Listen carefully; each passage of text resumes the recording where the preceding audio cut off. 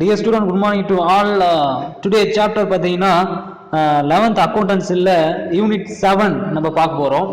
இது வந்து உங்களுக்கு ஈஸியான சப்ஜெக்ட். இது கூட சப்சிடரி புக்ஸ் 2 நம்ம ஆல்ரெடி 1 பார்த்துருக்கோம். 1ல் வந்து பார்த்தீங்கன்னா purchase notes and sales note பார்த்தோம். Purchase note and sales note பற்றி நம்ம பார்த்தோம். இதில் என்ன பார்க்க போகிறோம்னா கேஷ் புக்கை பற்றி நம்ம பார்க்க போகிறோம். Cash book, petty cash. அதாவது petty cash means daily every day to expenses to calculate and for the proper notes பார்த்தீங்கன்னா டே டு டே எக்ஸ்பென்சஸை வந்து ஒரு ப்ராப்பர் நோட்டில் நம்ம எழுதக்கூடியதான் பெட்டி கேஷ். அடுத்தது புக் ஓவர் டிராஃப்ட், செக்கு, இதை பற்றியெல்லாம் நம்ம பார்க்க போகிறோம். இதில் மோஸ்ட்லி என்னென்னா நம்ம கோல்டன் ரூல்ஸ் ஆஃப் அக்கௌண்டிங் நம்ம பார்த்தோம். அப்புறமேட்டுக்கு ஜேர்னல் என்ட்ரிஸ் பார்த்தோம், லெட்ஜர்ஸ் அக்கௌண்ட் பார்த்தோம். அடுத்ததாக நம்ம என்ன பண்ணோம், ட்ரையல் பேலன்ஸ் பார்த்தோம். அடுத்தது சப்சிடரி புக்ஸ் 1 பார்த்தாச்சு. இப்போ வந்து சப்சிடரி 2, ஓகேங்களா? ரொம்ப ஈஸியான சப்ஜெக்டும் கூட இது. மீனிங் ஆஃப் கேஷ் புக்கும் பொறுத்த வரைக்கும் cash book is the book in which only cash transactions are recorded in the chronological orders. The cash book is the book of original entry or prime entry. As cash transactions are recorded for the first time in it. பொதுவாக நம்ம purchase note and sales நோட்டெல்லாம் பார்த்துருக்கோம். இது வந்து cash புக்கை பற்றி நம்ம பார்க்குறோம். இந்த கேஷ் புக்கை பொறுத்த வரைக்கும் ஒவ்வொரு நடவடிக்கைகளும் வந்து நாள் வரிசையின்படி பதியக்கூடிய ஒரு ஏடாக இது பார்க்கப்படுகிறது. இந்த ரொக்க நடவடிக்கைகள் பார்த்தீங்கன்னா முதல்ல ரொக்க ஏட்டில் பதியப்படுவதால் இது ஒரு மூல பதிவேடு அப்படின்னு சொல்லுவாங்க. இது அதாவது முதன்மை பதிவேடு, பிரைம் என்ட்ரி, அது பிரைம் புக் அப்படின்னு சொல்லுவாங்க. பிரைம் என்ட்ரி அப்படின்னு சொல்லுவாங்கல்ல, அதான் முதன்மை பதிவேடு அப்படின்னு நம்ம சொல்லப்படுறாங்க. ஸோ இது வந்து பேங்க்ல வந்து ஒவ்வொரு டிரான்சாக்ஷன் பண்ணதுக்கும் கேஷ் டிரான்சாக்ஷன்ஸ் மட்டும்தான் நம்ம எடுக்க போகிறோம், ஓகேங்களா? இப்போ வந்து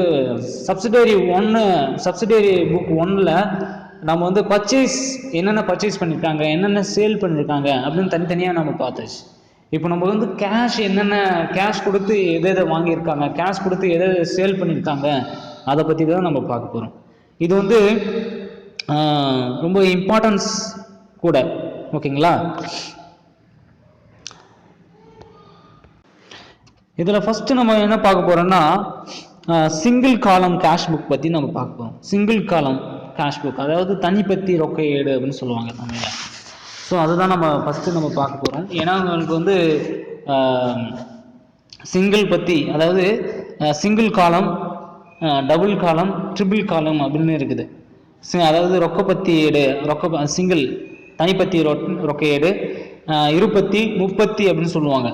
ஸோ இது சிங்கிள் காலம் கேஷ் புக். அடுத்தது பார்த்தீங்கன்னா டபுள் அண்ட் ட்ரிபிள், ஓகேங்களா? ஸோ ஃபஸ்ட்டு நம்ம பார்க்கும்போது சிங்கிள் காலம் cash book R simple cash book அப்படின்னு சொல்லுவாங்க. Like a ledger account has only one amount columns. For example cash காலம் and cash each side. Cash காலம் பார்த்தீங்கன்னா each side debit and credit side ரெண்டுமே வந்துடும். ஃபஸ்ட்டு பார்த்தீங்கன்னா date, receipt, அப்புறமேட்டுக்கு ரெசிப்டுடைய note, ledger folio, amount, ஓகேங்களா? இது 5 விதமான காலம் வரும். அடுத்தது வந்து டேட்டு, பேமெண்ட்டு, ஃபஸ்ட்டு ரெசிப்ட், அடுத்தது தான் பேமெண்ட்டு, ஓகேங்களா? டெட்டா சைடில் இருக்கிறது ரெசிப்ட், கிரெடிட்டா சைடில் இருக்கிறது பேமெண்ட்டு, ஓகேவா? வவுச்சர் நோட்டு, அதாவது பேமெண்ட்னாவே வவுச்சர் நோட்டுன்னு வரும். பேமெண்ட்னா வவுச்சர் நோட்னு வரும். ரெசிப்ட் நோட்னா ரிசீவ்டு வரும்.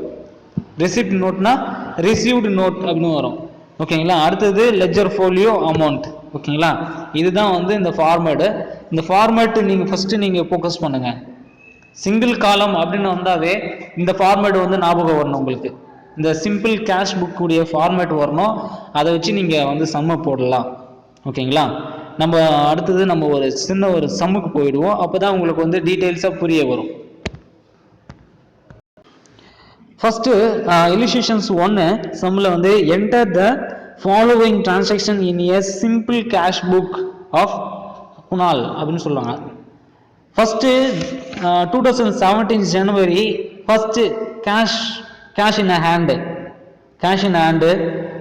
received from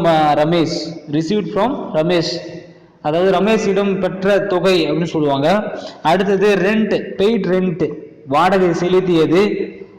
sold goods for cash அதாவது என்ன பண்றாங்க, ரொக்கத்திற்கு சரக்கு விற்றது. இதை மட்டும் தான் நம்ம எடுக்க போறோம். அடுத்தது பெய்டு மோகனுக்கு என்ன பண்றாங்க, செலுத்தக்கூடிய தொகை. பர்ச்சேஸ்டு பர்னிச்சர் ஃபார் கேஷ் ஒரு பர்ச்சேஸ் பண்றாங்க. பர்னிச்சர்ஸ்க்கு என்ன பர்ச்சேஸ்க்கு வந்து ஒரு பர்னிச்சர்ஸ் வாங்குறாங்க கேஷ் கொடுத்து. அடுத்தது பெய்டு சேலரி 31st வந்து பெய்டு சேலரி 100 rupees அப்படின்னு சொல்றாங்க. இப்போ நம்ம சொல்யூஷன்ஸ்க்கு எடுத்துக்கும் போதெல்லாம் ஃபர்ஸ்ட் வந்து டேட்டாஸ் சிங்கிள் காலம் போட்டுங்க. கேஷ் புக்கு இதுதான் நம்ம கேஷ் புக் மட்டும்தான் நம்ம எழுத போகிறோம். எது பேமெண்ட் பண்ணாங்க, எது ரிசீவ் பண்ணாங்க, அதை மட்டும் தான் நம்ம நோட் பண்ண போகிறோம். ஓகேங்களா? ஓகே. அடுத்தது டேட்டாஸ் கிரெடிட்டாஸ் டபுள் சைட் போட்டுங்க. Date, receipt and ledger folio, amount. ஓகேங்களா? இந்த கிரெடிட்டாஸ் சைடில் பார்த்தீங்கன்னா date, payment, ledger folio and amount. இதில் ஃபஸ்ட்டு என்ன எடுத்துக்கிறோம் அப்படின்னா ஃபர்ஸ்ட் டேட் ஜனவரி 1 டு பேலன்ஸ் பார் டவுன், அதுதான் வந்து கேஷ் இன் ஹேண்ட், கையிருப்பு ரொக்கம் அப்படின்னு சொல்லுவாங்க. இந்த கையிருப்பு ரொக்கத்தை தான் வந்து ஃபஸ்ட்டு நம்ம அமௌண்ட்டில் நம்ம எடுத்துக்கிறோம். சிங்கிள் காலம் மட்டும்தான் அமௌண்ட் காலம், சிங்கிளாக நீங்கள் வந்து போட்டுக்கலாம். 11,200 rupees. நெக்ஸ்ட் வந்து ஜனவரி 5 ரிசீவ்ட் ஃப்ரம் ரமேஷ், அதாவது ரிசீவ்டுன்னு வந்தாவே நம்ம என்ன பண்ணுவோம், ரிசிப்டில் தான் போடணும். ஓகேங்களா? நல்லா ஞாபகம் வச்சுங்க. ரிசீவ்டு வேற, பேமெண்ட் வேற. ஒருத்தருக்கு பேமெண்ட்னா ஒருத்தருக்கு கொடுக்கக்கூடிய செலுத்தக்கூடியது தான் பேமெண்ட். ஒருவர் பெற்றுக்கொள்றாங்க பார்த்தீங்களா, அது எப்பவுமே ரிசிப்டில் தான் வரும். ஓகேங்களா? ஒருவர் பெற்றுக்கொள்ளக்கூடியது எல்லாமே வந்து ரெசிப்டில் வரும். ஒவ்வொருத்தருக்கு பேமெண்ட் பண்ணுறோம், ஒருத்தருக்கு செலுத்தக்கூடியது அப்படின்னு பார்க்கும்போது அது எல்லாம் பேமெண்ட்டில் தான் வரும். ரிசீவ்ட் ஃப்ரம் ரமேஷ் 300 rupees போட்டுக்கிறோம். அடுத்தது வந்ததுன்னா ஜனவரி 8 சோல்டு கூட்ஸ் ஃபார் கேஷ், அதாவது என்னன்னா விற்பனை செய்யறோம். அப்போ விற்பனை ஒரு பொருளை வந்து விற்பனை செய்யும் போது கேஷ் என்ன ஆகுதுன்னா உள்ள வருது, கேஷ் வந்து உள்ள வருது, டெட்டாஸ்ல வருது. ஸோ 300 rupees வந்து டெட்டாஸ்ல நம்ம ரிசிப்ட்ல போட்டுக்கிறோம். ஓகேங்களா? டோட்டல் அமௌண்ட் அப்படின்னு பார்க்கும்போது 11,800. டோட்டல் காலம் வந்து டோட்டல் அமௌண்ட் காலம் 11,800 rupees. இப்போ நம்ம பேமெண்ட்டோட இதை அட்ஜஸ்ட்மெண்ட் பண்ணணும். இது சரியா இருக்கா, கணக்கு சரியா இருக்கா அப்படின்னு நம்ம என்ன பண்றோம், நம்ம போடுறோம். ஜஸ்ட் இது கேஷ் புக் மட்டும்தான். இதில் வந்து லாபம் நஷ்டம் அதெல்லாம் கிடையாது. கேஷ் புக் தான் நம்ம போவோம். கேஷ் எப்படி நம்ம வீட்டில் டே டு டே எக்ஸ்பென்சஸ் எல்லாம் எப்படி நம்ம பார்க்குறோம், அதே தான் இந்த கணக்கு. அடுத்தது ஜனவரி 7 ரெண்ட்டு, அதாவது பெய்டு ரெண்ட்டுன்னு பார்க்கும்போது ஒருத்தருக்கு வந்து செலுத்தக்கூடியது, வாடகை செலுத்தியதுன்னா 30 rupees. நெக்ஸ்ட் பார்த்தீங்கன்னா ஜனவரி 10 அன்னைக்கு பை மோகன் அக்கௌண்ட்டில் நம்ம என்ன பண்ணுறோம்னா பேமெண்ட் பண்ணுறோம். 700 rupees வந்து பேமெண்ட் பண்ணுறோம். 700 rupees வந்து பேமெண்ட் பண்ணுறோம். அடுத்தது 27th அன்னைக்கு பை ஃபர்னிச்சர்ஸ் வந்து என்ன பண்ணுறோம், கேஷ் கொடுத்து ஃபர்னிச்சர்ஸ் வாங்குகிறோம். அப்போது கேஷ் என்ன ஆகுதுன்னா பேமெண்ட் தான், நம்ம பேமெண்ட் பண்ணுறோம். ஒரு பொருளை வாங்கும்போது பேமெண்ட் பண்ணுறோம். அப்போ பேமெண்ட் வாங்கக்கூடியது என்ன அப்படின்னா 200 rupees. ஓகேங்களா? அடுத்தது சேலரி பெய்டு. அப்போ பெய்டுன்னு வந்தா பேமெண்ட், அப்போ அந்த கணக்கில் பெய்டு சேலரி அக்கௌண்ட்ல வந்து 100 rupees கொடுக்குறோம். ஓகேங்களா? இப்போ எல்லாமே நம்ம அந்த டோட்டலில் நம்ம என்ட்ரி எல்லாம் போட்டாச்சா அப்படின்னு நம்ம ஃபர்ஸ்ட் இது கவனிக்கணும். நம்ம என்ட்ரி போட்ட உடனே அமௌண்ட் வந்து கால்குலேட் பண்ணோன்னா 11,800 வந்து அதுதான் வந்து டோட்டல் அமௌண்ட்டு. இதோட அந்த ரெண்ட்டு, மோகன், ஃபர்னிச்சர், சேலரி இதெல்லாம் ஆட் பண்ணுங்க. 1000 rupees and 1030 rupees. இப்போ 1030 rupeesல 11,800 போச்சுன்னா 10,770 rupees வந்து உங்களுக்கு வந்து ஆன்சராக கிடைக்கும். இதுதான் வந்து பை பேலன்ஸ் கேரி டவுன், என்னது க்ளோசிங் ஸ்டாக் அப்படின்னு சொல்லுவாங்க. இது closing stock, closing in cash அப்படின்னு சொல்லலாம், க்ளோசிங் இன் கேஷ் அப்படின்னு கூட சொல்லலாம். ஸோ அடுத்தது என்ன ஆகுதுன்னா பிப்ரவரி மாதம், அடுத்த மாதத்துக்கு இது என்ன ஆகும்னா இது வந்து டு பேலன்ஸ் டவுன், அடுத்த மாதத்துக்கான ஓப்பனிங் ஸ்டாக்கா, ஓப்பனிங் இன் கேஷ் ஆண்டா இது வந்து இருக்கு. அடுத்த மாசத்துக்கு என்ன ஓப்பனிங் பேலன்ஸா வந்து இது அமையுது. ஓகேங்களா, இதுதான் சம்மு. இது வந்து பார்த்தீங்கன்னா உங்களுக்கு 3 மார்க்கில் கேட்பாங்க, 3 மார்க்கில் கேட்பாங்க. இதை நோட் பண்ணிச்சிங்க. ரொம்ப ஈஸியான சம்மு தான்.